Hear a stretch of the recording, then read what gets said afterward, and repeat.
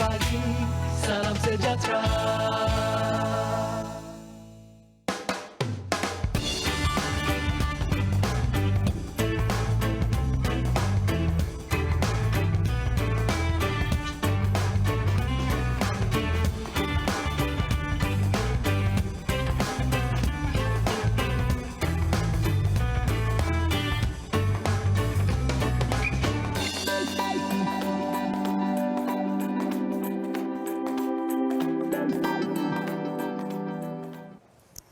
Bismillahirrahmanirrahim. Assalamualaikum warahmatullahi wabarakatuh. Alhamdulillah hari ini kita bertemu lagi pada tahun 2021 bersama dengan saya Raja Sufi Raja Arif dan ditemani oleh rakan setugas saya pagi ini.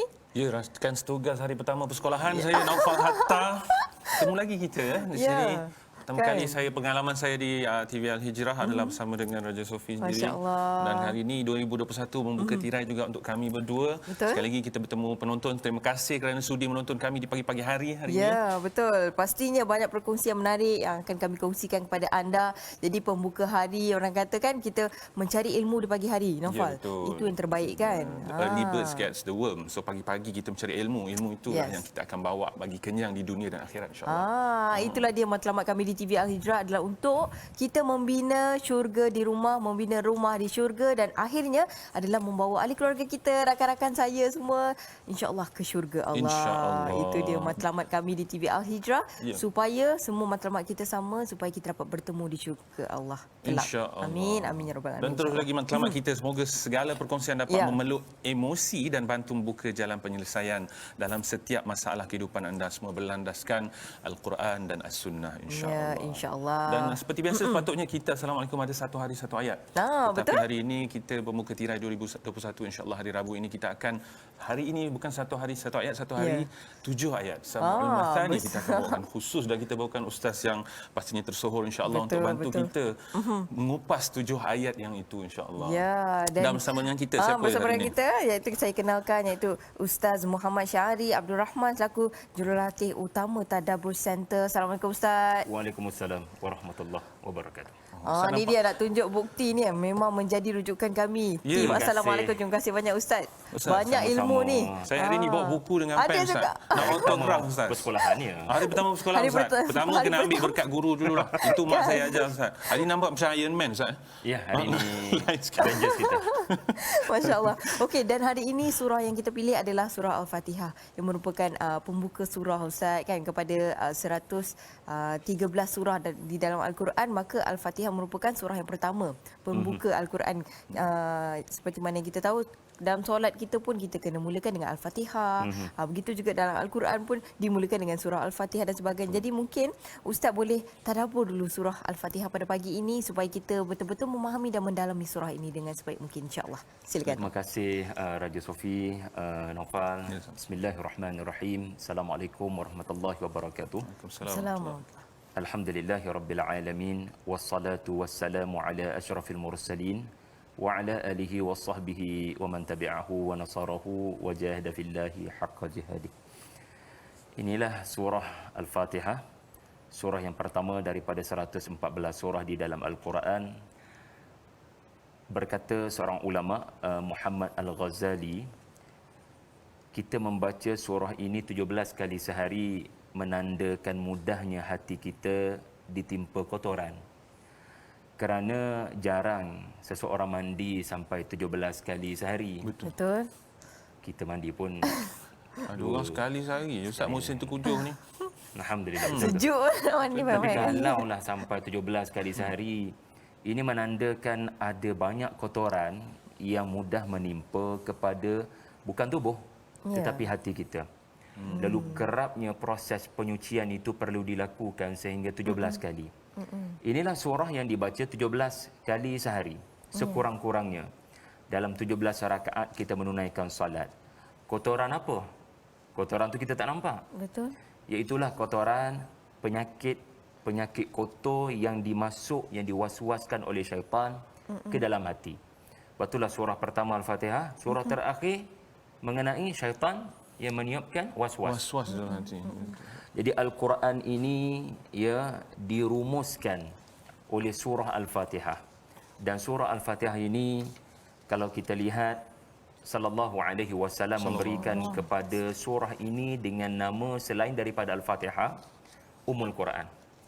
Kerana saya ada mak, Naufal ada mak, Raja Sofia ada mak. Mak kita disebut dalam bahasa Arab ummi. Ummi ini maknanya semua anak-anak lahir daripada dia. Semuanya terbitan daripada rahimnya. Yang adik-beradik 8 orang, semua lahir daripada satu rahim, mak kita. So mak kita dapat gelaran ummi. Dan bila Al-Fatihah diberikan gelaran oleh Nabi SAW Ummul Quran, maknanya 113 surah terbit daripada induk yang bernama Al-Fatihah. Semuanya keluar Selepas daripada itu. dia menghuraikan 7 ayat suratul Fatihah. Jadi besar kedudukan surah ini. Betul. Sehingga kan seorang sahabat Nabi sallallahu alaihi wasallam yang bernama Abdullah ibnu Mas'ud pernah ditanya, Ya.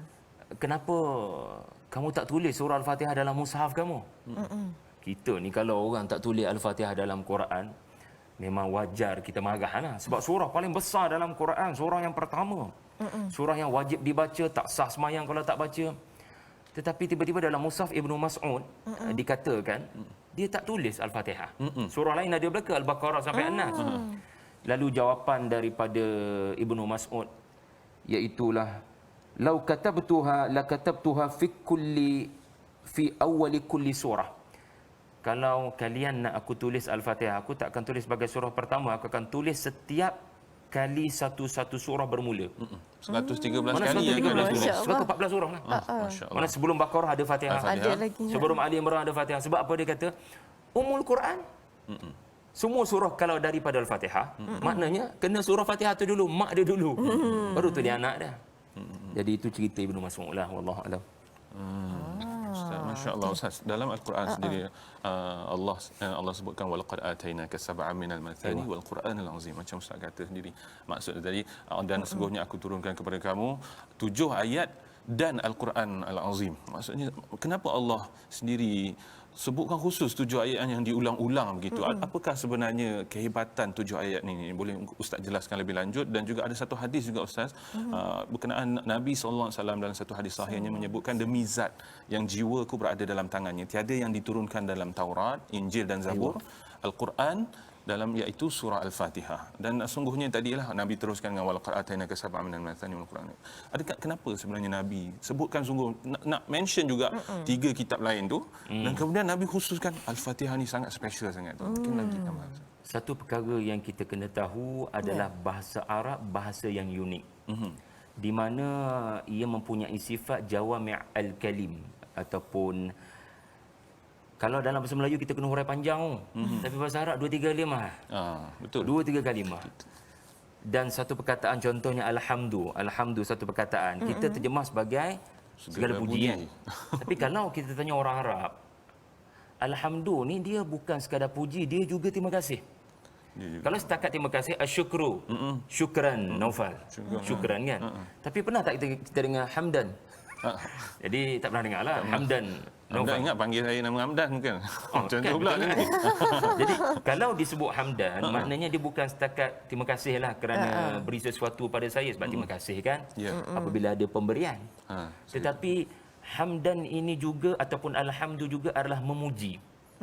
Jadi apa yang saya nak habaknya, apa yang saya nak katanya, satu perkataan ada 2 makna. Terangkum sekali, anda tak boleh pisahkan. Kalau setakat puji al-madhu. Kalau setakat terima kasih asyukru. Tapi kalau combine 2, orang Arab ada perkataan dia. Alhamdu. Jadi terjemahan yang barangkali lebih baik adalah segala puji dan terima kasih. Jadi poin saya adalah surah Al-Fatihah saiz dia nampak macam kecil, 7 ayat. Tetapi kenapa Al-Quran Al-Azim, surah Al-Hijr yang dibacakan tadi, kami kurniakan kepadamu 7 yang berulang dan Al-Quran yang agung. Bismillahirrahmanirrahim. Walaqad atainaka sab'an minal mathani wal Qur'anal azim.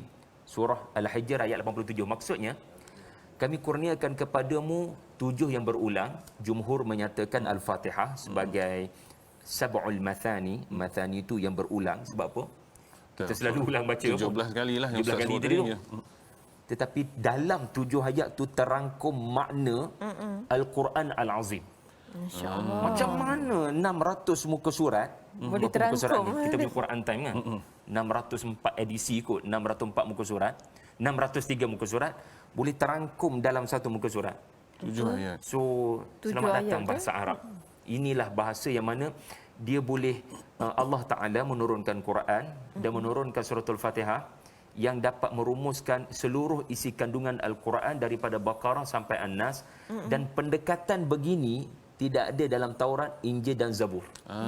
Sebab bahasa Arab hanya bahasa Quran. Betul. Bahasa Taurat, bahasa Zabur yang diturunkan pada Nabi Daud, bahasa Taurat diturunkan pada Musa, bahasa Injil diturunkan kepada Isa. Isa. Ya.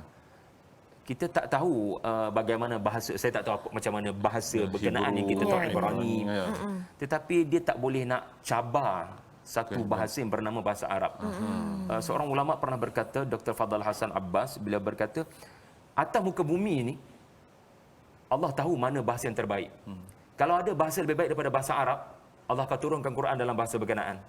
Tetapi kerana tidak ada yang boleh challenge bahasa Arab, maka Quran dipilih diturun sebagai Quran dalam bahasa Arab. Kerana kehebatan bahasa Arab antaranya adalah sifat jawami' al-kalim.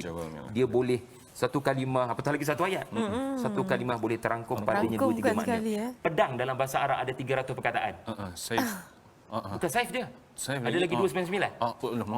Nak katanya pedang saja ada 300 perkataan. Masya-Allah. Betapa kreatifnya orang Arab. Saya nak belajar bahasa Arab, Ustaz. Mudah-mudahan. Kan saya Ahlan, ahlan. pun je. Doakan saya juga Ustaz. InsyaAllah, Masya-Allah. Haji Okey, dan seterusnya Ustaz, bila kita macam Ustaz cakap tadi kan, kita memang dalam solat memang kita tak boleh tinggal surah Al-Fatihah kan. Kenapa kita kena betul-betul memahami, mendalami supaya kita boleh, bila kita solat tu Ustaz, baru kita macam ada, bukan setakat ada feel je, tetapi kita memahami kan surah itu, setiap perkataan ataupun setiap orang kata setiap ayat itu sebenarnya membawa maksud yang cukup dalam bagi kita sebagai umat Islam sendiri Ustaz. Itulah pegangan kita. Betul. Kita tak sah semayang sebagaimana hadis Nabi, la salata liman lam yaqra bi Fatihatil Kitab, tidak diterima salat mereka yang tidak menyempurnakan bacaan suratul Fatihah. Bahkan antara nama lain kepada suratul Fatihah adalah al-wafiyah, iaitu yang lengkap. Maknanya tak boleh rakaat pertama ayat 1 hingga 3 sambung rakaat kedua. Tak boleh, tak sah tu. Jadi nak katanya kesempurnaan, antara nama lain adalah kesempurnaan, iaitulah anda perlu baca dengan lengkap 7 ayat, 25 kalimah, 123 huruf suratul Fatihah. Dan bila Raja Sofi tanya tadi, apa yang boleh menyebabkan kita boleh rasai suratul Fatihah? 7 ayat yang berulang, setengah para ulama mentafsirkan inilah 7 prinsip kehidupan yang mesti diulang. Masya-Allah. 7 ayat bukan setakat 7 ayat. Di dalamnya ada 7 tunjang yang diterang dengan panjang lebar dalam Al-Quran 113 surah. Okey, siapa yang sudi catatlah di ruangan komen tu. Ya, pertama akidah dalam suratul Fatihah. Ayat kauniyah dalam suratul Fatihah. Hari akhirat dalam suratul Fatihah. Tujuan penciptaanmu suratul Fatihah. Syariah suratul Fatihah. Targhib suratul Fatihah. Tarhib suratul Fatihah. Kita urai sikit. Akidah maknanya kau kenal tak Tuhan kau? Segala yang terpuji, sifat yang terpuji, semuanya dinisbahkan kepada Allah. Jangan sekali-kali nisbahkan sifat-sifat makhluk yang lemah kepada Allah. Dan dia punya sifat memberi. Alhamdu, dia memberi. Ar-Rahmanur Rahim, dia memberi. Kemudian hendaklah kita rasai apa yang Tuhan kurniakan menerusi alam ini. Apa yang alam ini berlaku di hadapan mata kita mesti dilihat sebagai pemberian daripada Allah. Ar-Rahmanur Rahim. Untuk faham Ar-Rahman, kena tengok burung terbang. Untuk faham arti Ar-Rahman, kena tengok hujan yang turun. Kalau nak faham arti Ar-Rahman, kena merasai alam ini sedang berjalan sebagai proses Allah tundukkan pada kita. Itu ayat kauniyah. Yang ketiga, hari pembalasan, Malik Yaum Ad-Din. Raja pada hari pembalasan. Segala perbuatan kita akan dibalas. Benda ni tak nampak depan mata, tapi pasti akan berlaku. So banyak cerita syurga, neraka, padang mahsyar dalam Quran dirumuskan oleh ayat yang keempat berkenaan. Malik Yaum Ad-Din. Nombor 4 tadi, tujuan penciptaan. Apa tujuan kita dicipta? Sebagai hamba. Perlu taat kepada perintah, perlu jauhi larangan. Iyyaka na'bud. Dan kemudian syariah. Saya kena committed untuk melakukan segala perbuatan selari dengan apa yang Allah nak. Sebab dengan cara itu, saya akan dibantu oleh Allah. Ihdinas sirat al-mustaqim. Komitmen untuk patuhi jalan yang lurus dalam segenap perbuatan. Dan akhir sekali, targhib dan tarhib. Targhib ni apa, Nova? Targhib ni adalah berita-berita yang menggembirakan. Tarhib, bunyi macam sama, tapi berbeza tu. Targhib, targhib, berita gembira. Dan tarhib, berita duka cita. Siratal ladzina an'amta alaihim, berita gembira. Kalau saya sabar, saya akan dapat nikmat kejayaan. An'amta alaihim. Dan kalau saya melanggar perintah Allah, ada tarhib, ada berita duka cita, saya boleh tergolong daripada orang yang dimurkai, al-maghdub, ataupun orang yang sesat, ad-dhalin. Tu dia 7 ayat yang juga bermakna 7 prinsip penting dalam hidup insan yang dihuraikan di dalam keseluruhan Al-Quran, dirumus dalam suratul Fatihah. Masya Allah. Masya 7 Allah. prinsip. Ya, Tak pernah kita sangka sebenarnya, yang kita ulang-ulang tu, kadang-kadang kita, aduh bila asyik nak kena Al-Fatihah pula. Ini minta maaf kata Ustaz, kadang-kadang bila datang ni solat yang malas tu, lagi-lagi waktu saya kecil dulu, solat pun malas ni kan, lagi nak baca banyak-banyak dalam rukun tu sendiri. Saya pasti tidak begitu bagi Ustaz. Rasa terpukul. Terpukul. Tapi bila kata prinsip, maksudnya kalau itulah yang kata bila mana orang yang menjaga solatnya, hidupnya akan terjaga, Ustaz. Begitu ya, Masya-Allah. Dan tadi Ustaz ada sebutkan Ar-Rahman Ar-Rahim sendiri, yang Maha Pemurah dan lagi Maha Mengasihani. Kadang saya pun sendiri, alhamdulillah rabbil alamin, Ar-Rahman Ar-Rahim, Pemurah Mengasihani. Apa beza Pemurah Mengasihani? Sehingga ada yang kata, kalaulah Allah ini Maha Mengasihani, kenapalah 2020 macam tu untuk kami? Macam-macam dengan, minta maaf katalah, dengan Allah uji dengan COVID lagi.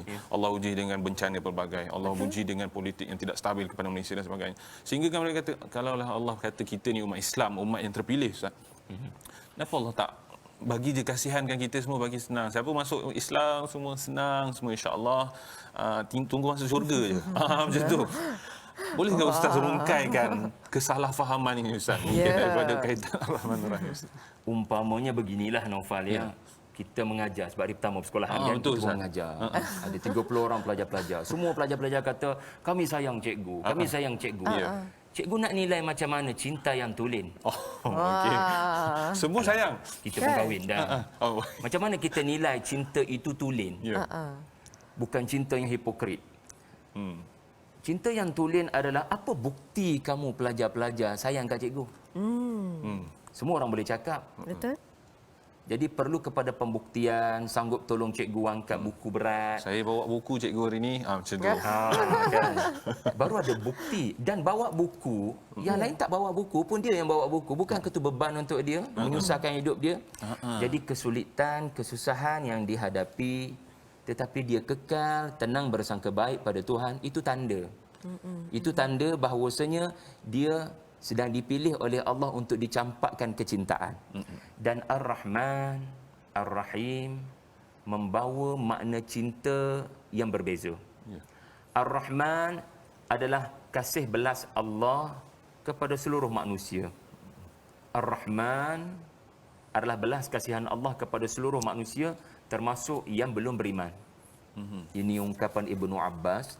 Dan Ar-Rahim adalah kasih cinta Allah hanya kepada orang beriman di hari akhirat. Di hari akhirat. Maknanya ada manusia yang Allah berikan kasih cinta untuk sementara sahaja, temporary.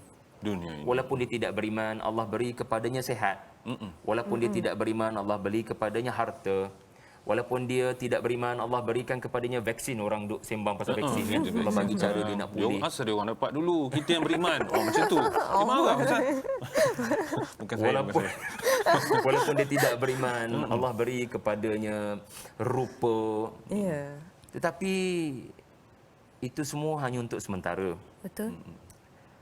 di alam lain namanya alam Malik Yaum Ad-Din. Sebab tu ayat keempat tu sebelah daripada Ar-Rahim. Sebab ia hanyalah rahmat yang very special. Hari itu yang pernah dapat belas kasihan aku di dunia, hari itu dia tak dapat. Kerana yang menentukan siapa dapat belas kasihan aku, hari di mana orang berdiri puluhan ribu tahun, nama hari itu hari akhirat, manusia bangkit daripada lubang kubur dan terpaksa berdiri untuk tempoh yang lama untuk disoal siasat oleh Tuhan. Masa tu tak ada orang akan dapat naungan, belas kasihan, telaga Kausar, melainkan orang yang hidupnya di dunia hidup memuji Tuhan, hidupnya beriman. Jadi kalau ditanya apakah makna Ar-Rahman Ar-Rahim, kalau kita tengok terjemahan tu susah sikitlah nak faham. Yang Maha Pemurah, yang Maha Penyayang, macam tak boleh beza. Tapi hari ini mudah-mudahan semua dapat beza. Ar-Rahman adalah belas kasihan Allah kepada kita seluruh manusia, diberinya sihat, diberinya harta, diberinya rupa, diberikan kepada kita pengaruh dan segala umpama yang diberikan kepada manusia. Tetapi Ar-Rahim adalah very special rahmat. Allah beri rahmat yang special hanya kepada orang beriman. Dan ia akan banyak memberi manfaat di hari akhirat nanti. Itu bezanya lah. Beza. Sangat ketara sebenarnya. Kan? Macam ujian juga dekat dunia ni memang kita dengan keselesaan kan, kita dapat banyak nikmat, tapi sebenarnya Allah nak uji kita juga Ustaz ya. Hari akhirat kelak tu maka hilanglah segala apa ni. Maksudnya Allah dah bagi kepada kita, mungkin kita dekat dunia ni kita lalai, kita lupa, kita lebih dan kepada kita sendiri duniawi lebih cenderung untuk kan? ikut mereka yang tidak boleh, sebab nampak diorang dapat lebih Ustaz kan. Diorang dapat lebih, kenapa aku nak berjaya juga, kita berjaya buat seperti mereka, iaitu lalai dan tinggalkan. Betul Allah, Alhamdulillah. Dan lagi satu, orang kata macam benda ni selalu berlaku lah dalam situasi masyarakat kita Ustaz kan. Kalau kita tengok dekat sini, ketika Allah menjamin di ayat kedua, iaitu Allah Tuhan yang memelihara dan mentadbirkan sekalian alam. Tapi kita ni ada satu masalah mindset kita. Kalau kita rasa kita nak berjaya, kita kena hormat pada bos kita. Kita rasa bos kita lah yang memberikan kita segalanya, naikkan pangkat kita, berikan rezeki kepada kita kan. Nanti tak boleh bayar sewa, nanti ujung bulan bos tak bagi gaji. Pening kepala ni, kena jaga bos. Lagi-lagi zaman-zaman ekonomi begini Ustaz. Betul kan. Lagi satu peniaga pula, kita mengharapkan macam orang yang pembeli tu, ada mereka lah customer, mereka lah yang kita kena jaga, kita mengagung-agungkan mereka, sedangkan Allah SWT tu tak ada tandingnya. Maksudnya kita hanya perlu yakin dengan rezeki kita, angkatkan tangan kita, berdoa dan berharap kepada Allah SWT, bukan mengharapkan kepada manusia, kerana manusia ni hanya akan mengecewakan kita. Ustaz, jadi mungkin Ustaz boleh kongsikan dengan kami dengan lebih mendalam supaya kita dapat tukar mindset kita pada tahun 2021 ni, supaya kita apapun kejadian yang berlaku berbalik kepada Allah SWT. Itulah yang terbaik sebenarnya Ustaz. Silakan.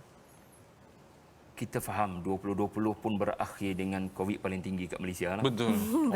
Dan pelbagai implikasi daripada pandemik yang telah menimpa, khususnya dari sudut kewangan. Tambah-tambah pula mak ayah kita di Pantai Timur. Bukan setakat pandemik, bahkan musibah banjir. Betul. Jadi pelbagai perkara yang kita nampak gayanya 2021 bermula dengan unsur-unsur kehilangan. Betul. Tetapi 17 kali sehari kita dididik untuk jangan bawa mindset saya kehilangan lagi, saya kehilangan lagi, saya kehilangan lagi. Sebab first ayat dalam Quran adalah mendidik kita mindset terima kasih Allah, terima kasih Allah, terima kasih Allah.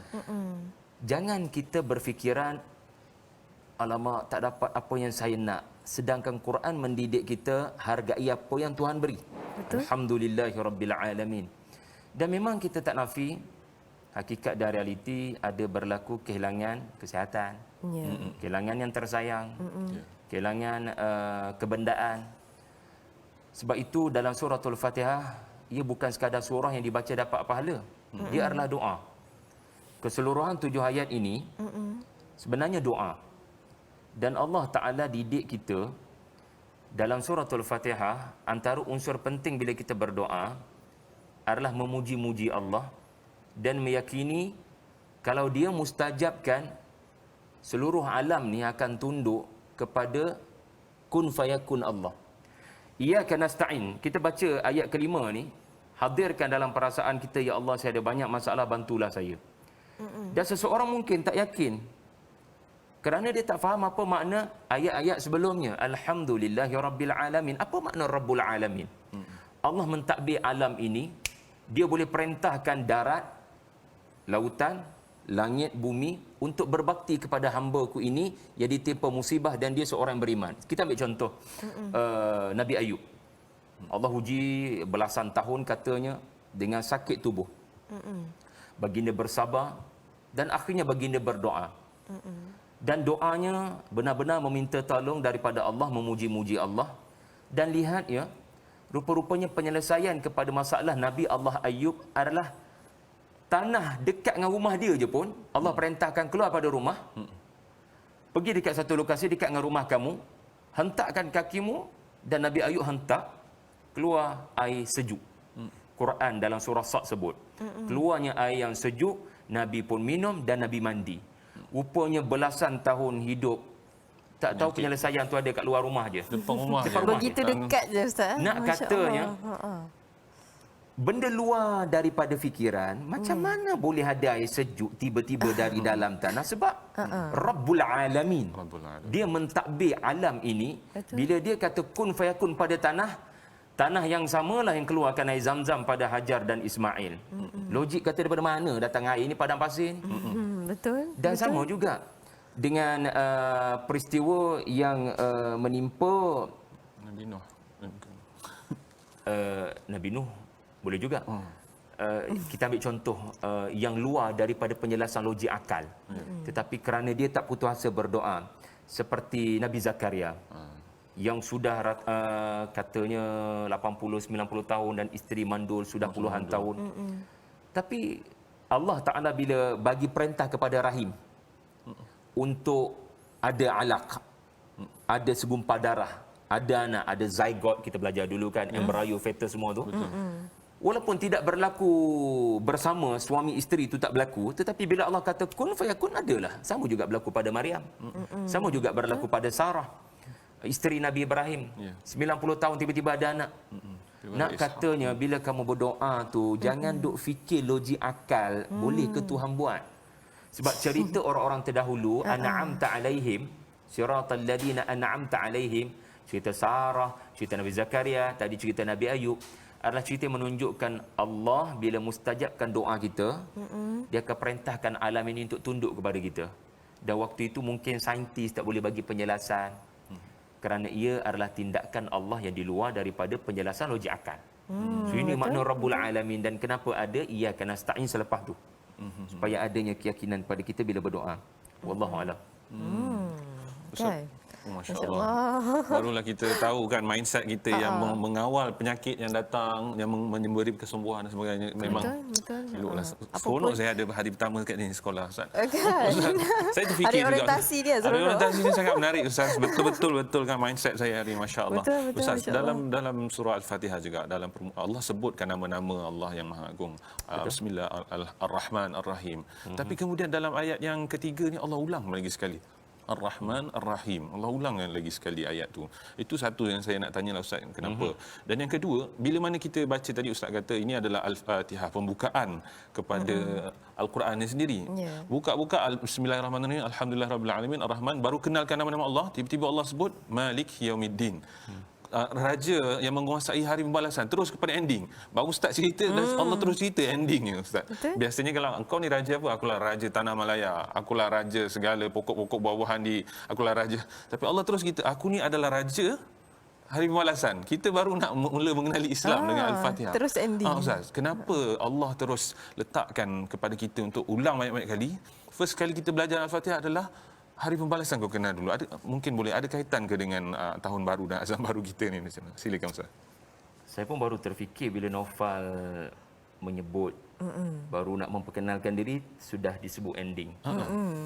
Pertama sekali kelihatan ada pengulangan Ar-Rahman Ar-Rahim ayat 1 dan Ar-Rahman Ar-Rahim pada ayat 3. Ayat 1 sebenarnya adalah rumusan kepada suratul Fatihah. Manakala ayat 3 tu adalah huraian kepada rumusan. Okey, tadi kita sebut Al-Fatihah ni rumusan pada Quran. Rumusan kepada Fatihah tu sendiri kat 113. mana rumusan dia? Dalam Fatihah pun Ada rumus juga ayat rumus dia. Oh. Biasalah kita bagi ucapan 1 jam. 2 minit terakhir, 5 minit terakhir. rumusan 1 jam. Saya dulu belajar STPM, ada pengajian am, kertas berapa tak ingat, kita diajar buat isi. Ya betul. Tak dapat markah, 2 markah kalau tak buat rumusan. buat, oh. Rumusan kena ada. Jadi Al-Quran begitu, cuma para ulama berbeza pandangan mana tempat ayat yang rumus satu surah. Antara yang menyatakan bila suratul Fatihah bismillah jadi ayat 1. Sedangkan surah lain mana ada bismillah ayat 1? Ayat 1 Alif Lam Mim, ayat 1 Yasin. Tetapi kalau ambil kira pendapat para ulama yang menyatakan ayat 1 adalah bismillah, maknanya ayat 1 tu adalah kesimpulan. Kenapa kesimpulan? Sebab suratul Fatihah ni dia nak simpulkan 2 benda. Pertama, kenal tak Tuhan sebelum engkau meminta tolong daripada Tuhanmu. Kau puji tak Tuhanmu? Dan yang kedua, apa yang patut kau minta tolong daripada Tuhan sebelum kau minta tolong masalah yang kau hadapi. So surah ni ajar kita kenal Tuhanmu dulu. Kau puji ke tidak? Dan yang kedua, sebelum nak minta tolong, ya Allah pulihkanlah kesihatan aku, ya Allah pulihkanlah kewangan aku, ya Allah kembalikanlah apa yang aku hilang. Sebelum kau minta macam-macam benda yang bersifat keduniaan, Tuhan guide dulu. Apa yang patut kau minta adalah jalan yang lurus. Komitmen untuk mematuhi syariat Allah. Jadi surah ni ada 2 unsur, siapa Allah dan apa yang patut kau minta tolong. Dan 2 ni ada dalam ayat pertama. Betul. Bismillah, ba kat situ ba minta tolong. Wah, minta tolong dengan Ba al-isti'anah, kata orang Arab lah, kata hukum hakam bahasa Arab. Bismillah, dengan nama Allah. Ya. Ar-Rahman Ar-Rahim, yang Maha Pengasih, Maha Penyayang. Ayat tu tak lengkap kalau kita guna logik bahasa. Macam contoh, dengan kereta Honda. Ayat tu tak lengkap. Ada dot-dot kat situ. Ya betul. Dengan TV Al-Hijrah. Dot. Tak lengkap ayat tu. Betul. Kalau dengan kereta Honda, saya selamat sampai ke TV Hijrah. Dengan TV Hijrah, ratusan melihat pada pagi ini. Baru lengkap ayat tu. Betul. Tapi macam mana kita nak kata ayat ni? Dengan nama Allah, yang Maha Pengasih, yang Maha Penyayang. Tak lengkap ayat tu. Maka ulama kata, dengan nama Allah, segala sesuatu yang aku buat, kerana Allah kurniakan kekuatan. Segala sesuatu, kerana segala sesuatu tu tidak. Kerana segala sesuatu lah. Tak sebut kat situ mereka huruf ba. Iaitulah minta pertolongan Allah. Jadi apa yang patut kita minta tolong, ba kat situ minta tolong, maka adalah 3 ayat terakhir. Dan siapakah Allah, itulah 3 ayat pertama. Masya-Allah. So, surah Al-Fatihah ni ada 2 bahagian. Siapa Allah, bahagian pertama, ayat 1 hingga ke ayat 2 hingga 4. Kemudian apa yang patut kita minta tolong terlebih dahulu sebelum minta benda-benda lain, maka datanglah 3 ayat terakhir. Kemudian tadi yang soalan kedua Naufal tadi adalah Baru start je. Dah ending. Barangkali Allah Ta'ala nak didik. Duduk kat dunia ni jangan anggap kau lama sangat. Ya, kau duduk kat dunia ni hanya beberapa jam sahaja. Maka Allah memulakan surah yang paling asas dengan memperkenalkan diri. Kemudian terus dibawa kepada the end. Orang panggil apa? Begin. Always start something Begin with the end. with the end. Ya. Supaya kau faham, dia macam ni lah nak mudahnya. Kita singgah RNR untuk apa? Untuk nak teruskan lagi perjalanan, nak sampai Kita nak teruskan perjalanan. Kalau kita tahu kita singgah RNR, rehat dan rawat, maka dalam kepala kita hanya beberapa minit je, tunaikan keperluan saja. Jangan buat rumah dekat RNR tu. Jangan rumah. Jadi tak betul lah kalau ayah kata pada anak, nikmatilah kehidupan di RNR untuk berhari-hari. Itu Elan Buraya punya ni. Jadi tak betul. Lepas tu Allah Ta'ala tak nak kita terlalu banyak angan-angan. Maka daripada ayat 2 dia memperkenalkan diri, ayat 3 dia memperkenalkan diri, ayat 4 terus dia putuskan angan-angan kita. Baru dia nak start, aku nak minta macam-macam. Malik Yaum Ad-Din. Dan dari sudut lain, kadang bila Ar-Rahman Ar-Rahim, Ar-Rahman Ar-Rahim, Allah ni baik, Allah ni penyayang, Allah ni baik, Allah ni penyayang, orang tu kekal buat maksiat sebab apa? Dalam fikiran Allah baik, Allah penyayang, Allah baik, Allah penyayang. Buat apa bila baik sangat majikan tu, semua dia. pekerja bawah boleh naik kepala, boleh pijak kepala. Tak payah datang kerja apa semua kan. Maka kena ada ketegasan. Inilah keindahan suratul Fatihah, dia ada unsur keseimbangan.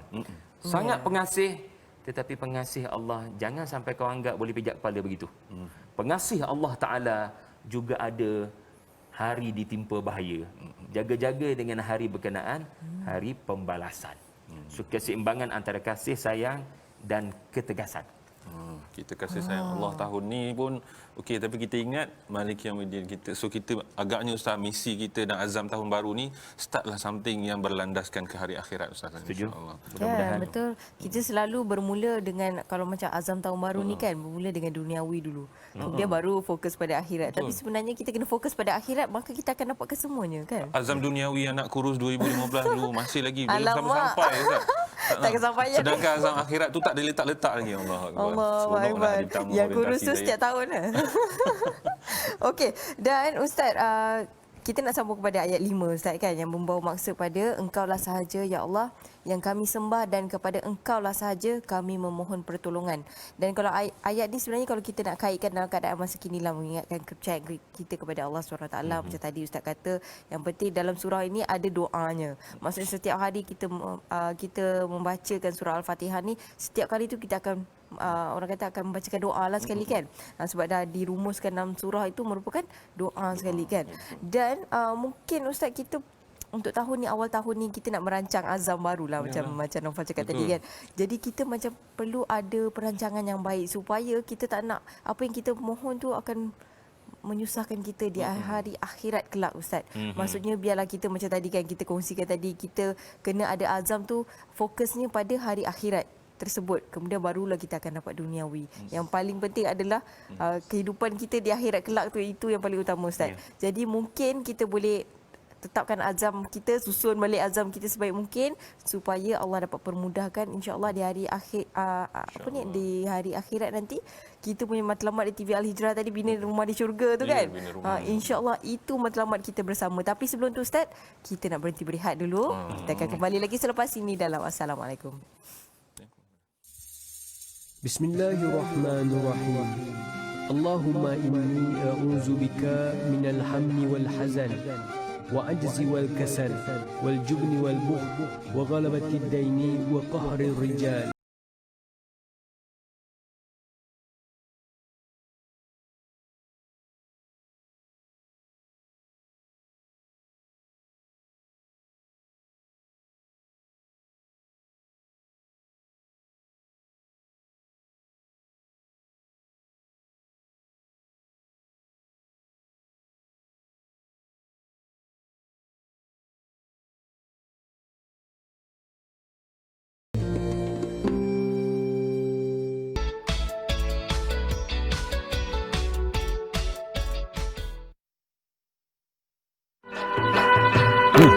Jangan.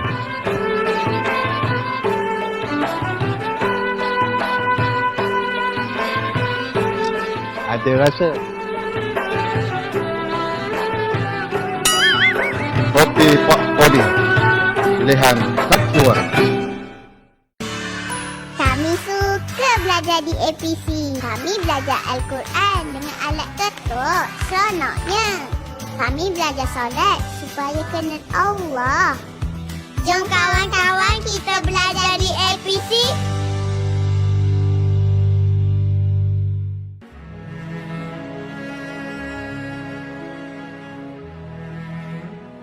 Sikit-sikit mak abang je. Habis tu Lia ni macam mana? Hai, pokok pangkalnya semua kena bertolak ansur, betul tak? Bahagia yang saya harapkan, tapi derita yang abang bagi kat saya. Dalam cinta suami isteri, cinta sampai syurga, insya-Allah.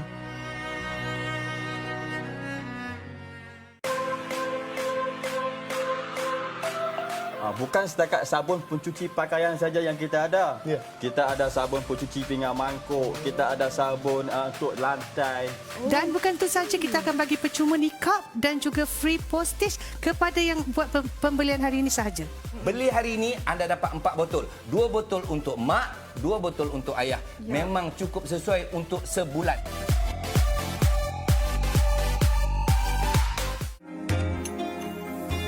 Zulkarnain telah membina dinding Ya'juj dan Ma'juj untuk menghalang Ya'juj Ma'juj ini daripada mengganggu jiran-jiran mereka. Saya pernah tengok dinding Ya'juj Ma'juj ya Rasulullah. Nabi tanya, "Kaifa ra'aitahu?"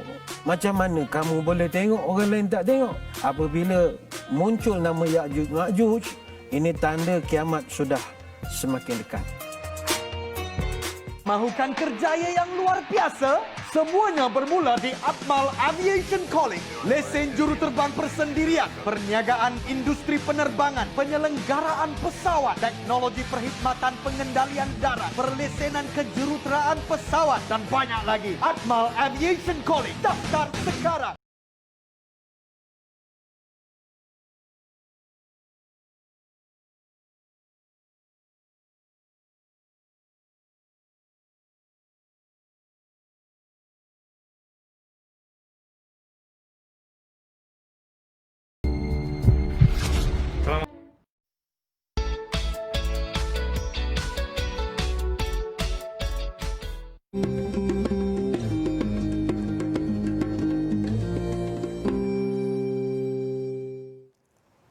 Ya, alhamdulillah, selamat kembali dan Assalamualaikum. Yeah. Dan saya terus nak ucapkan terima kasih kepada anda yang menonton kami daripada Kaca TV dan juga menerusi Facebook TV Al-Hijrah. Naufal, ramai yang menonton kita, top fan kita top ni. Pastinya top fan Ustaz Syahri lah. Ya, semestinya. Ada yang cakap Masya Allah, Ustaz ni menjadi idola. Moga perkongsian hari ini dirahmati insya-Allah. InsyaAllah SWT. Dan ada juga yang berkongsi kat sini, TV Al-Hijrah sudah kekal insya-Allah buat selama-lamanya, berkongsi ilmu insya-Allah. Amin amin ya rabbal alamin. Dan ada juga yang kongsikan, jom guys kita share untuk semua dapat ilmu yang baik dan membina syurga di rumah, daripada Orchid Desa. Banyak top fan kita masya-Allah, kalau nak sebutkan kat sini kita kongsikan Fatimah Rin, kita ada siapa lagi? Sanimah Haji Jamin, Sanusi Majid. Kita ada Wan Muhammad Afif, ramai lagi lah. Ini semua ada juga yang berkongsi rumusan balik apa yang Ustaz kongsikan tadi. Bagus, terima kasih. Ada rumusan dekat sini, jadi mudah-mudahan mudahlah untuk orang yang menonton kan, yang lambat menonton tu dah tengok dah ada rumusan. Macam Ustaz kata tadi kan, dapat 2 markah. 2 markah extra. Tapi kalau kita tengok dari Ustaz, Al-Quran punya pattern tadi, rumusan kepada Al-Quran, Al-Fatihah awal sekali. Rumusan kepada Al-Fatihah tu Bismillah awal sekali. So siapa penonton yang terlepas rumusan sebenarnya ada kat awal tadi Ustaz sebut. Kena tengok balik Facebook. Betul kan. Okey, dan Ustaz, kita nak berbalik pada soalan kita tinggalkan kepada Ustaz dan juga para penonton tadi ya. Iaitu ayat kelima, Engkaulah sahaja ya Allah yang kami sembah dan kepada Engkaulah sahaja kami memohon pertolongan. Dan apa yang kalau kita nak cakap untuk tahun baru ni, azam baru kita 2021 ni, macam kalau Naufal kata tadi, azam kurus setiap tahun ada kan. Tapi sebenarnya kita nak ada azam kita iaitu yang kekal pada kita, iaitu di hari akhirat kelak kan. Itu yang kekal. Jadi kita kan tukar sikit azam kita, Naufal, supaya benda tu adalah benda yang mati itu pasti. Dan itulah kehidupan, bermulalah kehidupan kita yang sebenarnya Ustaz. Jadi supaya kita dapat mengubah mindset kita, mengubah azam tahun baru kita ini, supaya kita fokuskan kepada hari yang dah tentu pasti itu, supaya kita dapat dunia dan juga akhirat. Ustaz, silakan. Okey, kalau ayat 5 kita nak jadikan asas kita rangka azam 2021. Perhatikan ayat 5, ia adalah ayat yang datang selepas ayat-ayat yang menerangkan tentang siapakah Allah. Allah itu namanya Allah. Allah itu Rabbul Alamin. Allah itu Ar-Rahman Ar-Rahim. Allah itu Malik. Maka iyyaka na'bud, kepadamu sahaja kami menghambakan diri.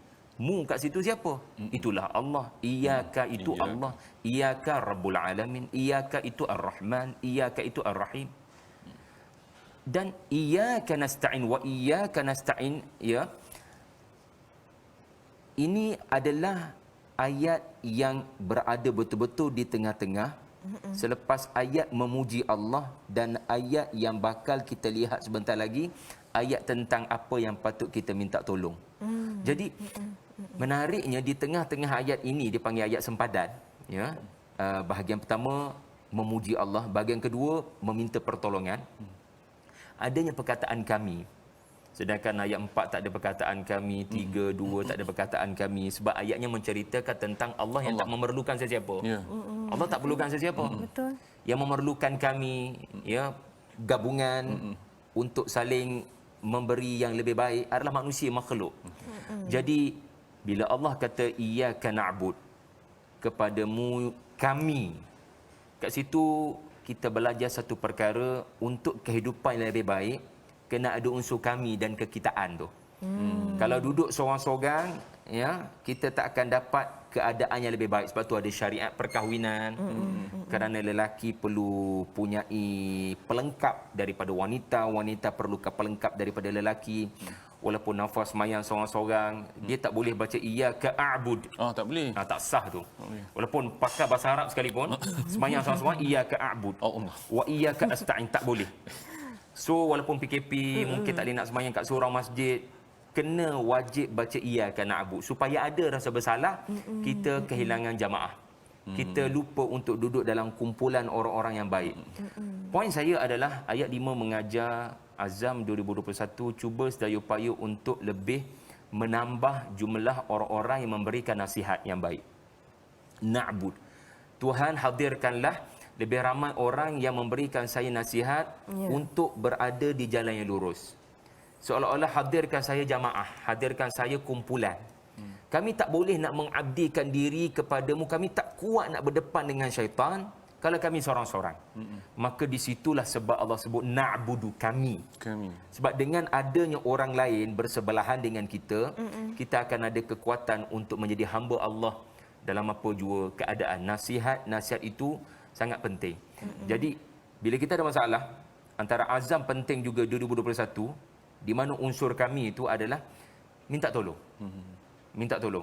Ini yang menarik. Perkataan nasta'in adalah bermaksud minta tolong. Tetapi dalam bahasa Arab macam saya sebut tadi, minta tolong dalam bahasa Arab ada banyak perkataan. Ada banyak perkataan yang diterjemahkan minta tolong. Tetapi ista'ana ataupun na'ana dalam bahasa Arab adalah anda minta tolong selepas segenap pertolongan anda pohon tak dapat. Gitu. Contoh kereta kita tersadai tepi jalan, bateri mati, tayar pacik ke apa, malam pula tu. Dan kita tunggu kereta datang, tak ada kereta datang. Tak ada langsung kereta datang. Dan kita memang tak tahu siapa yang boleh tolong kita, akhirnya datang satu kereta. Satu-satunya talian hayat kita kereta tu. Jadi bila kita minta tolong dia, ketika kita sudah kehilangan tempat pergantungan, maka itu namanya ista'ana. Maka bila kita kata wa iyyaka nasta'in, wahai Allah, hanya kepadamu kami mengadu selepas kami minta tolong manusia. Kami cuba sedaya upaya dapatkan khidmat kepakaran. Masalah kesihatan, jumpa pakar kesihatan. Masalah ilmu, jumpa pakar dalam bidang-bidang tertentu. Dan di akhirnya minta tolong pada Allah. Kita tak nak jadi orang Islam yang ada masalah, minta tolong dengan Allah, tetapi tidak meminta kepakaran, nasihat daripada manusia-manusia yang Allah berikan ilmu kepada mereka. Ini pun salah faham. Betul. Iaitulah sakit. Tapi saya tak nak ambil ubat. Saya tak nak ambil rawat-rawat ni. Saya nak minta tolong dengan Allah je. Jadi tak kena macam tu. Kita nak kata macam mana kepada Nabi Yaqub yang buta. Buta mata dia, menangis, mengenangkan kehilangan anak. Tapi Yusuf hantar baju. Yusuf masa tu raja kat Mesir. Adakah kita nak kata, mana boleh patut hantar baju, minta tolong dengan Allah lah. Dah, Allah Ta'ala nak kata atas muka bumi ni ada banyak asbab. Kadang-kadang asbab tu baju. Kadang-kadang asbab tu barangkali ubat. Kadang-kadang asbab tu adalah pakar dalam bidang perubatan.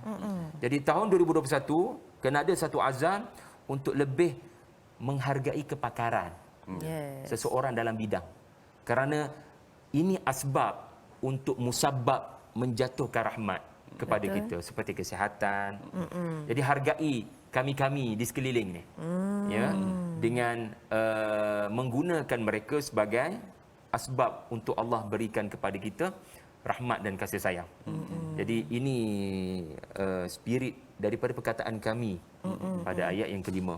Masya Allah, sebab itulah kita hidup ni bukan tentang diri kita saja kan. Betul. Sebab tu kita kena tengok orang sekeliling kita. Sebab tu Allah suruh kita menjaga hubungan dengan Allah, hablum minallah dan hablum minannas. Maksudnya kita kena jaga dua-dua Dia kena hubungan sekali.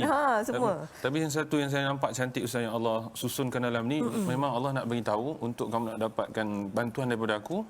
First kali adalah we have to work collectively. Cakap jauh ke? Alamak. Sorry Ustaz. Bahasa orang kampung tu. Kita kena bekerja secara kolektif. Na'bud. Kita kena bersatu padu macam Ustaz kata. Semua kepakaran masing-masing, barulah kita boleh sama-sama minta untuk berjaya. Kalau kita nak menang tahun ini, bekerja secara kolektif, kemudian baru kita berusaha, kemudian baru kita bertawakal kan. Masya-Allah. Konsep tu yang kita kena pegang betul Ustaz. Kadang-kadang kita nak berserah je pun tak boleh juga. Kita kena adanya usaha juga kan. Biasalah tu kan. Aku tak perlu vaksin lah dia orang ni nak. Kita berserah je. Antibody Allah bagi dah cukup kuat dah. Gitu. Katanya Allah Alam lah itu isunya kan. Jadi ayat 6 Ustaz, kita beralih ke ayat 6. Ihdinas siratal mustaqim. Ayat ini bila kita bacakan macam ya Allah berikanlah petunjuk ke jalan yang lurus, nampak macam senangnya macam Allah bagi je nanti lurus saja jalan insya-Allah. Sedangkan dalam perjalanan hidup kita pastinya bila kita dah set kita akan pergi daripada A, kita akan pergi ke point B. Rupanya dalam A ke B ada A1A, A1B, A1. Allah bagi konak tidak selurus seperti yang diminta. Dan kenapa Allah pilih dalam ayat ni as-sirat, ihdinas sirat bagi al-mustaqim itu adalah lurus. Kenapa Ustaz? Mungkin Ustaz boleh bantu kat situ. Dan bagaimana selain daripada Al-Quran sendiri, apa lagi caranya untuk kita nak dapatkan panduan kompas hidup untuk dapatkan selurus seperti mana yang kita minta tu Ustaz? Silakan. Ramai kita bila baca ayat 6 ni dalam fikirannya adalah highway lah. Highway lah. Highway. Kan, Apa orang ni straight beriman raya. apa highway lah tu Allah bagi. Sampai, Macam tu. Sedangkan as-sirat, jalan dalam bahasa Arab ada banyak perkataan. As-sirat adalah jalan yang memang ramai orang lalui, lebuh raya berkenaan. Dan kita kena ingat, bila satu lebuh raya ramai pedagang lalu, sebab sirat ni perkataan Arab yang mana ia adalah laluan yang unta-unta, kafilah-kafilah akan jadikan lebuh raya untuk bermusafir berdagang. Jadi fahamlah kita lebuh raya yang sama menjadi perhatian para perompak, para penceroboh. Mereka tahu laluan ni ramai orang lalu ni, jadi ini peluang untuk mereka mengambil apa yang tidak, diorang nak ambil benda yang kita nak. Jadi fahamlah kita as-sirat juga ada musuh. Sebab itu syaitan pernah berkata dalam surah Al-A'raf, aku akan duduk di jalanmu yang lurus untuk aku kacau anak-anak Adam. La'aqudannak sirat al-mustaqim. Jadi sirat artinya jalan tu tidaklah semudah yang kita sangka. Sirat tu sendiri, pemilihan perkataan sirat menunjukkan ada musuh kat situ. Ada orang yang tak senang bila ramai orang lalu. Manakala mustaqim, Naufal, Raja Sofi, mustaqim adalah asal daripada perkataan istaqama. Qama maknanya kita kena bayangkan kita daki gunung. Dia bukan sekadar jalan yang lurus. Qama ni maknanya jalan yang lurus menuju ketinggian. Jadi bila perbuatan yang mendaki, kita kena terima hakikat dia tidak semudah yang kita sangka jalan yang lurus. Dah daki. Betul. Biasalah tersadung, terjatuh. Dah namanya daki, mana ada laluan dia mudah. Jadi pemilihan perkataan sirat ada musuh. Pemilihan perkataan mustaqim menuju ketinggian sudah menunjukkan jalan yang lurus bukan setakat LPT dan Plus. Jalan yang lurus juga adalah anda bertolak daripada Tumpat nak balik ke Bangi. Macam mana anda menggelecik di Rauk?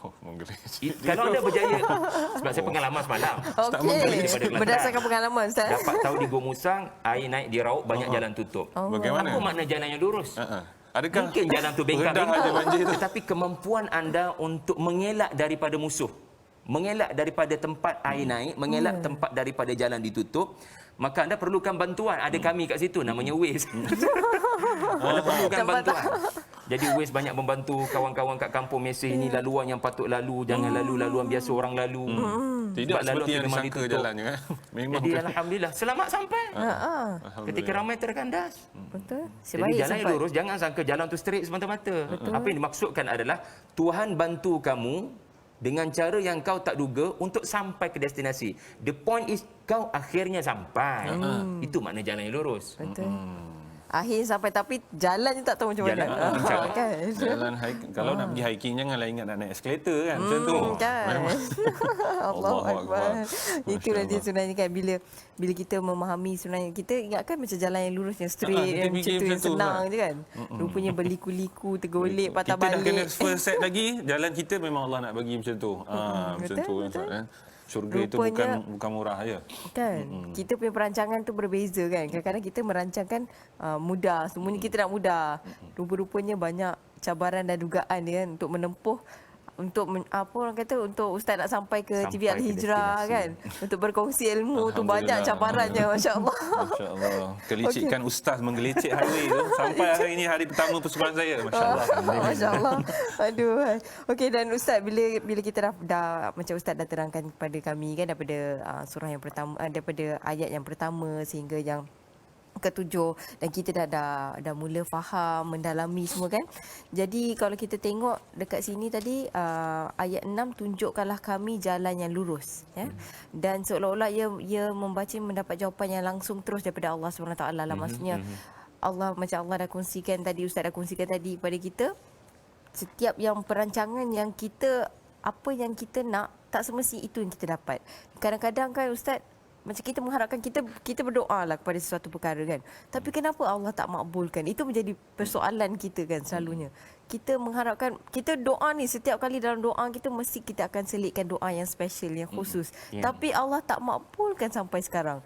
Pastinya macam kadang-kadang menjadi persoalan pada kita lah biasalah kita kan hamba kan dan macam kenapa Allah tak makbulkan doa kita tu? Adakah Allah simpan doa itu untuk akhirat ataupun sebenarnya Allah masih nak uji kita lagi ustaz? Mungkin ustaz boleh untuk orang kata untuk simpulkan surah ini dan sebenarnya kita kena faham setiap apa perkara yang Allah lakukan pastinya ada hikmah di sebaliknya. Macam contoh kita tengok situasi sekarang ni kan pastinya ada hikmah insya-Allah.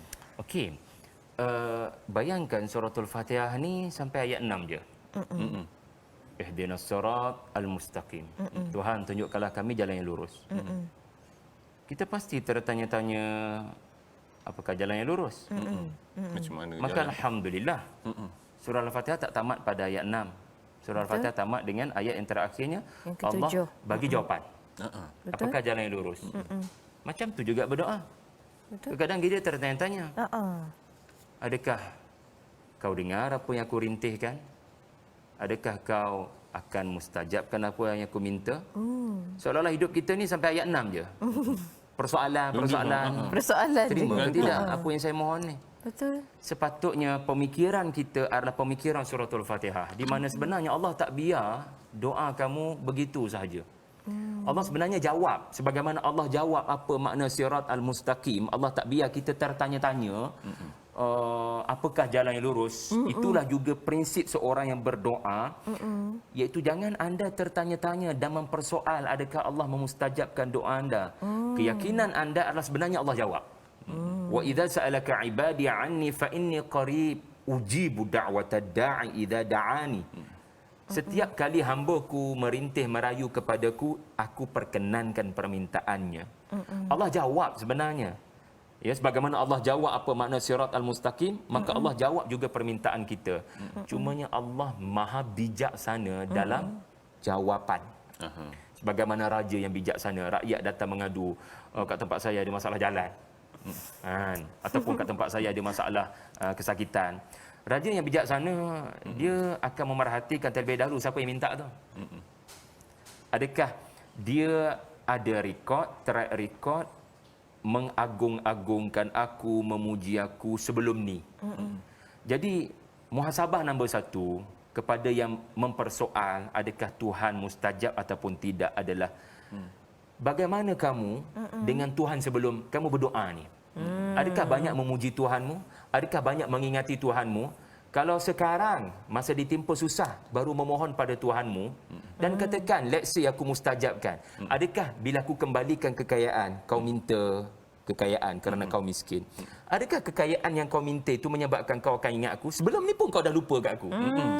Jadi muhasabah nombor 1 antara sebab kita rasa Tuhan tak mustajab ataupun Tuhan belum mustajabkan adalah kau jarang mengingati Allah. Tidak melakukan Alhamdulillahirabbil alamin. Tidak melakukan Ar-Rahmanir Rahim, tak melakukan Maliki Yaumiddin, kau tak puji pun Tuhan. Dan soalan yang kedua, muhasabah yang terakhir adalah ada tak kau minta sesuatu yang lebih penting daripada permintaanmu yang bersifat keduniaan? Sebab itulah surah ni, ya Allah ya Tuhan, dia didik kita sebelum minta sihat kerana sakit, sebelum minta kaya kerana miskin, sebelum minta lapang kerana terlalu sibuk, sebelum minta apa-apa sahaja, minta nombor satu, ya Allah berikan saya nikmat untuk kekal di jalan yang lurus. Itu benda nombor satu. Pertama tadi apa dia? Puji Allah dulu. Puji Allah dulu. Itu syarat doa diterima Allah. Itu tips doa mustajab. Siapa yang ajar? Suratul Fatihah ajar. 3 ayat pertama. And then, sebelum kau minta yang bukan-bukan, minta terlebih dahulu, sihat ni agar saya dapat berada di jalan yang lurus. Kaya ni supaya saya berada di jalan yang lurus. Apa-apa pun permintaan kita yang bersifat keduniaan berkenaan, kau kena kaitkan dengan kepentingan di akhirat. Apa dia? Jalan yang lurus. Apa dia? Aku kalau kaya jadi macam Nabi Sulaiman. Kerana Nabi Sulaiman adalah Nabi yang dikurniakan siratal ladina an'amta alaihim. Allah kurniakan apa? Allah kurniakan kepadanya keimanan dan kekayaan. Kita tak nak minta kaya tapi iman jatuh ke tanah. Tak ada peningkatan. Kita tak nak minta kecantikan macam Nabi Yusuf. Ramai orang baca surah Yusuf nak cantik. Tetapi lupa dalam surah Yusuf Allah juga memaparkan keimanan. Makin kuat ujian, makin kuat iman. Jadi keseimbangan itu nampak jelas ya dalam suratul Fatihah. Nak dunia, selamatkan dulu akhirat. Bila kau pergi pada akhirat, kau mohon pada Allah agar selamatkan diri engkau di hari akhirat, maka barulah mohon perkara-perkara keduniaan. Supaya tidak terabai perkara yang lebih penting, iaitulah hari di mana kita akan dihitung dan disoal. Itulah kita punya penjarahan ayat terakhir insya-Allah. Mungkin sikit lagi sebelum terlepas Ustaz, sebab kami tadi Ustaz awal tadi sebut dalam surah Al-Fatihah ada targhib dan tarhib sendiri. Kan Ustaz dah terangkan tadi an'amta alaihim. Saya tertanya-tanya dan mungkin penonton di luar sana pasti juga tarhibnya iaitu ghairil maghdubi alaihim waladdallin. Saya takut sangat kalau tergolong dalam orang-orang yang Allah marah dan juga sesat. Tapi saya siapa yang Allah marah dan siapa pula yang sesat ni? Macam mana Ustaz? Mungkin Ustaz boleh terangkan sikit yang baki di belakang tu Ustaz. Sallallahu alaihi wasallam ada mentafsirkan ayat yang ketujuh. Nabi berkata al-maghdubi alaihim adalah al-yahud. Al-yahud. Ad-dallin adalah an-nasara. Jadi Nabi tidak membataskan makna. Nabi nak menggesa kita kaji Yahudi, kaji Nasrani dalam Quran. Kalau kau kaji Yahudi ataupun Bani Israel, kau akan faham karakter orang yang dimurkai. Kenapa orang ini dimarah oleh Allah? Kalau kau kaji orang-orang Nasrani, kau akan kenal karakter orang-orang yang sesat. Dalam bahasa yang lebih jelas, study suratul Baqarah, kau akan faham karakter al-maghdubi alaihim. Al-maghdub Bani Israel. Study surah Ali Imran, kau akan kenal karakter an-Nasrani, karakter ad-dallin. Sebab Al-Baqarah banyak sasaran pada Yahudi. Ali Imran selepas Baqarah banyak sasarannya pada Nasrani. Sebab tu Rasulullah menamakan 2 surah selepas Al-Fatihah sebagai Az-Zahrawain, saling melengkapi, saling memberikan cahaya. Datangnya daripada ayat ke-7 ni. Ayat ke-7 disambut oleh 2 surah paling panjang dalam Quran. Huraian ayat 7 memerlukan 2 surah paling panjang. Masya-Allah. Al-Maktub tu surah paling panjang sendiri. Bahasa Arab. Allah menerangkan. Kita bagi umpama mudahlah. Kita bagi tahu pada anak kita nombor 1, jangan jamah kek tu. Sebab hari ni birthday kamu, kita akan jamah kek tu pukul 12. Kat Long umur 9 tahun katakan kan. Kita bagi arahan dekat anak kita bagi arahan kat dia, kita sebut Fatihah contohnya, jangan jamah kek ni habis letak dalam peti untuk disambut pukul 12 malam. Perintah tu direct pada anak nombor 1 sebab dia punya birthday malam tu. Memang dia punya. Tiba-tiba balik daripada kerja ya pukul 5-6 petang sampai ke rumah, habis kek tu, bahkan dia ajak adik-adik dia yang lain jamah kek tu, tidak tunggu pukul 12. Marah. Marah yang paling penting pada siapa? Pada kakak sendiri lah, sebab kita bagi tahu perintah tu direct pada dia. Kita bagi tahu ilmu kat dia, jangan jamah kek ni. Maka ini metafora. Al-maghdub adalah orang yang Allah dah bagi tahu jangan dia buat juga. Direct. Allah turunkan kitab Taurat, larang itu larang ini, dia buat juga. Dan adik-adiknya tu tak adalah marah sangat sebab mereka terpengaruh. Ya, terbawa-bawa lah. Terbawa-bawa oleh kalung tadi ikutlah tu kan. Jadi untuk Abdali lah. Sebab dia terpengaruh. Dia terikut-ikut. Sesat lah dia main Dulu tu ni. salah. Sebab aku nak kita Abi nak kita jamah pukul 12. Habis tu kenapa kamu bukan setakat kamu ajak adik-adik kamu lagi 2 orang. Jadi ini metafora lah nak mudah faham. Mudah Tapi faham. bukan anak ustaz kan yang bukan anak ustaz. Tak ada itu cerita yang jangan salah sangka. Jangan salah sangka. Ini sebagai contoh. Dia ada kena dengan hidup dia yang mati lah. Itu dia. Masya-Allah. Dah macam filem lah. Okey, masya-Allah itu dia lengkap kita surah daripada yang pertama sehingga yang ke-7. Masya-Allah ayat yang pertama sehingga ke-7 surah Al-Fatihah hari ini. Kita dah pun memahami dan mendalami dan faham sebenarnya maksud. Satu-satu prinsip yang kita tak boleh tinggalkan. 17 kali sehari kita mention ni sebenarnya jangan kosong saja. Bila kita sebutkan tu, ingat balik muka Ustaz Syahri dengan explain balik insya-Allah. Iron Man ni. Iron Man. Boleh Ustaz. Masya-Allah bawa kepada kita. Kan supaya sebenarnya kita tahu itu prinsip kita ataupun pegangan kita setiap kali dan itu merupakan bila kita dah faham, kita dah mendalami. Allah langgar pula ni Iron Man ni. Mendalami betul-betul masya-Allah. Kita dah tahu dah sebenarnya tujuan kita ni apa yang boleh kita simpulkan untuk azam tahun baru kita ni 2021 ni kita dah tahu matlamat kita apa supaya kita dapat dapat mempermudahkanlah segala urusan kita. Dan kalau kita tengok sekarang ni pun dengan keadaan banjir kan di sana sini. Jadi kita berdoa kepada Allah agar Allah mempermudahkanlah segala urusan kita semua kan. Tapi sebelum kita nak berdoa, kita jangan lupa tadi ayat 5 tadi, iyyaka na'budu. Kita ramai-ramai secara kolektif perlu kita beribadah dan tunjukkan secara kolektifnya kita hamba Allah, bantu-membantu, kemudian baru kita minta Allah kurangkan banjir, habiskan banjir dan Allah hilangkan penyakit. Apa yang dipegang ni Sofi? Okey, dekat sini Sofi nak kongsikan sikit buku iaitu kalau kita tengok kat sini membina kekuatan jiwa melalui surah Fatihah. Masya-Allah dekat sini kita boleh memahami, mendalami lagi banyak isi kandungan yang boleh infografik sekali, ada grafik, ada gambar dan sebagainya.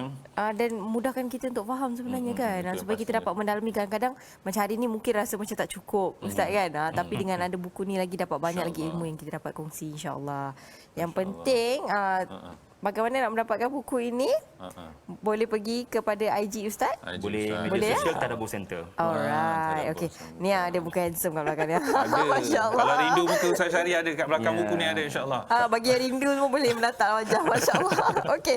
Dan yang paling penting ilmu ni kita takkan dapat selagi kita tak mencari ilmu. Jadi kita kena cari sebaik mungkin supaya kita dapat ilmu yang kita bawa ni bukan sahaja di dunia tetapi di akhirat kelak. Sebab ilmu ni lah yang paling akan menjaga kita, ilmu iaitu daripada Al-Quran sendiri, masya-Allah, daripada anak-anak yang soleh dan solehah dan juga sedekah kita, itu yang paling utama. Dunia ni semua kita nak tinggal lah ni. Bina syurga di rumah insya-Allah. Matlamat kita di TV Al-Hijrah. Terima kasih banyak-banyak kepada yang bahagia. Alamatul Syekh Ustaz Syahri. Terima kasih banyak Ustaz, seronok hari ini. Banyak ilmu yang kami dapat hari ini. Insya-Allah. Terima kasih juga kepada penonton, tapi kita nak berhenti berehat seketika. Lepas ni kita nak bawakan perkembangan terkini tentang sahabat-sahabat kita di tempat-tempat banjir sana di Pahang. Betul, di Pahang insya-Allah. Kita akan kemana-mana terus bersama kami di Assalamualaikum.